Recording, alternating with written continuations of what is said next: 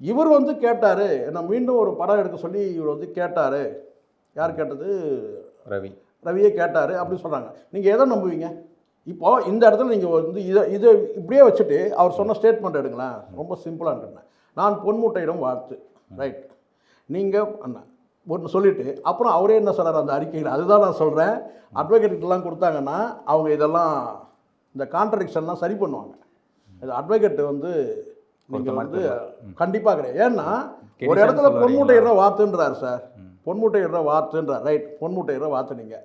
இன்னொரு இடத்துல கேட்டால் அவங்க வாங்கின கடனுக்காக வந்து பார்த்தீங்கன்னா கிட்ட ஜாமீன் கையெழுத்து வாங்கினாங்கன்றாரு. நீங்கள் பொன்முட்டையிடுற வாத்துன்னு சொன்னால் அந்த பொன்முட்டையை வந்து விற்று காசாக்கிப்பாங்கல்ல, ஏன் கடன் வாங்க போகிறாங்க? நீங்கள் தான் பொன்முட்டையிடுற வாத்து இல்லை சார். இன்னொரு 4 முட்டை எடுக்கணும் இட போகிறீங்க, இல்லை ஒரு 10 முட்டை இட போகிறீங்க தொடர்ச்சியாக. அதை விற்று அவங்க வந்து காசாக்கி போகிறாங்க, கடன் வாங்க மாட்டாங்கல்ல. ஒரு பக்கம் நான் பொன்முட்டையிடுற வாத்து, அதனால் என் முட்டையெல்லாம் வந்து அவங்க காசாக்கிட்டாங்கன்னு சொல்கிறீங்க. இன்னொரு பக்கம் கடன் வாங்கிட்டு என்னை ஜாமீன் கையெழுத்து போட சொன்னாங்க. கான்ட்ரடிக்ஷனாக இல்லை?